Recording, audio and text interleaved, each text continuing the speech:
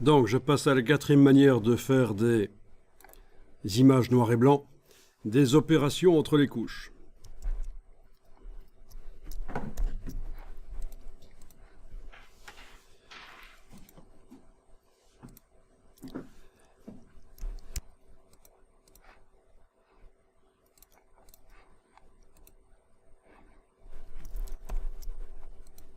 Ça, c'est la version Photoshop de l'image avec le profil incorporé.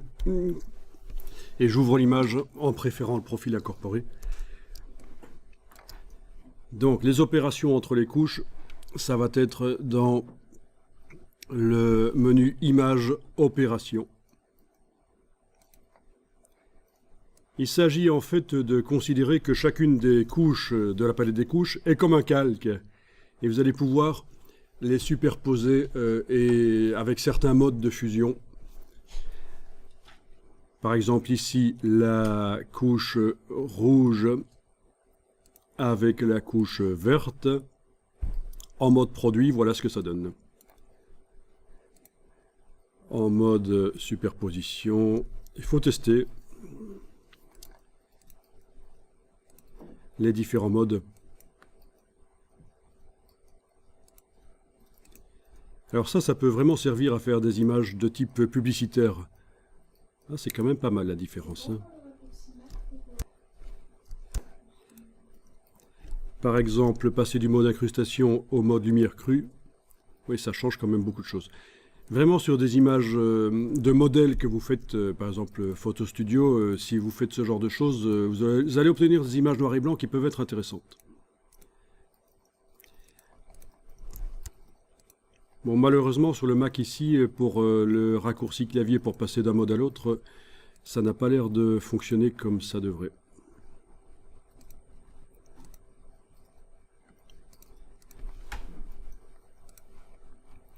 Bon, je repasse en mode produit.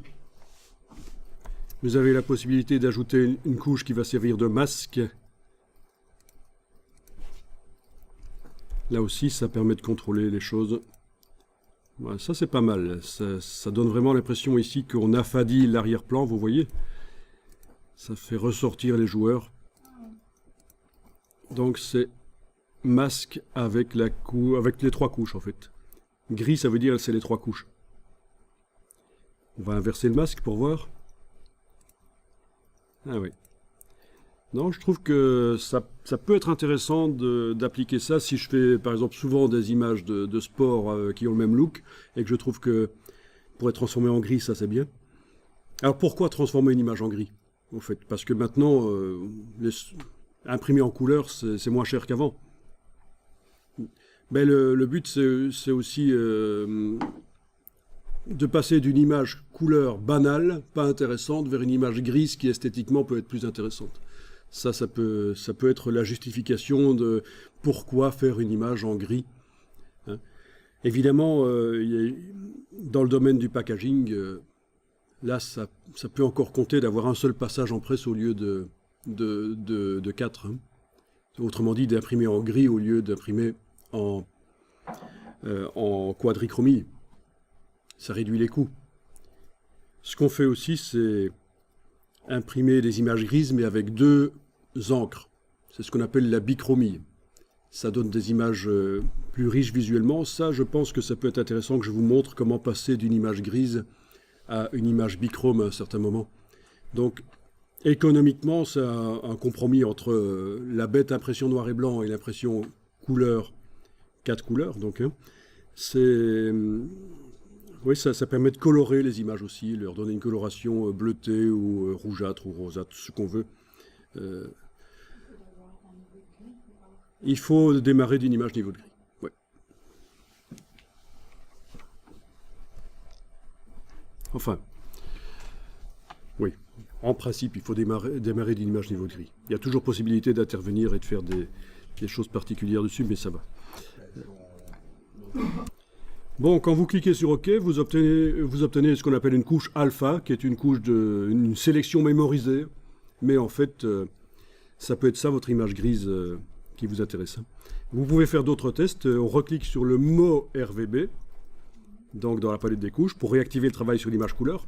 Donc ceci est un mot. Et cette chose-là, c'est pas un mot. Je le dis parce que quand je dis de cliquer sur le mot RVB, il y en a qui cliquent là-dessus. Non, c'est bien ça. On clique sur le mot RVB, donc on a les couches RVB qui sont activées et affichées. Et on peut retourner dans Images Opération et aller refaire des tests. Oui, j'avais utilisé la couche rouge et la verte, mais je peux essayer de faire intervenir la bleue. Alors c'est vrai que ça a un côté empirique. On fait des tests et voilà, on ne sait pas trop ce qu'on va obtenir. C'est pas vraiment, il n'y a pas une procédure vraiment contrôlée là. C'est des tests. Alors, ce qu'il est possible de faire aussi, c'est de faire jouer un script qui va appliquer sur une image couleur plein d'opérations différentes. Et une fois que le script a joué, vous allez observer toutes les couches alpha obtenues. Mais ça, il faut mettre au point le script qui applique plein d'opérations différentes. Ok, ça, je vais dire c'est pas mal. Oui, ça, c'est pas mal. Ok, donc deuxième couche alpha. À nouveau, image opération. Et en fait, image opération peut servir aussi à générer des couches de sélection, en fait.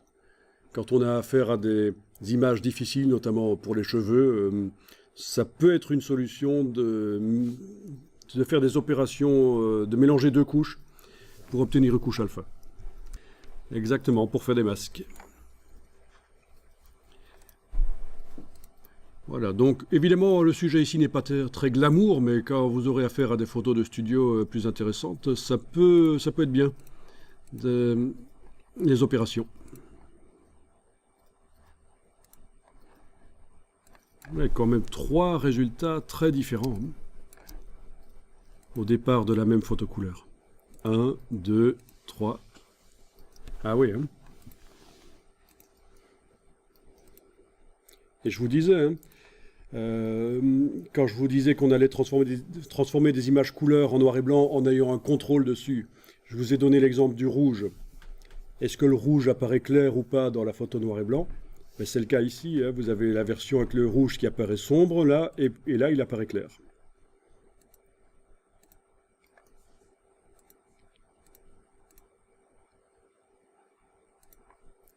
Difficile de dire, hein, si un rouge, ça doit apparaître foncé ou clair. Vu en noir et blanc. C'est quoi? Ça doit apparaître clair parce que c'est saturé, ou ça doit apparaître foncé parce que ça a quand même de la densité? Difficile à dire. Hein. Donc c'est vraiment un choix. Ok, je vais enregistrer déjà cette image-là. Ça va être donc ma version 4. Mais je pense que ce qu'on voit là est quand même essentiel pour faire des recherches en graphisme. Parce qu'il y a un côté créatif. Hein. Il y a des choix que vous faites au niveau esthétique et ça peut être vraiment intéressant.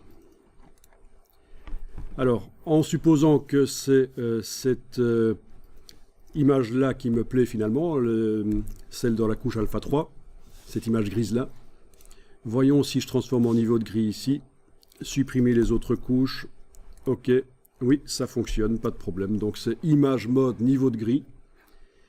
Vu qu'il n'y avait qu'une seule couche activée dans la palette des couches, il me demande si je veux supprimer les autres couches, et voilà, j'ai mon image grise.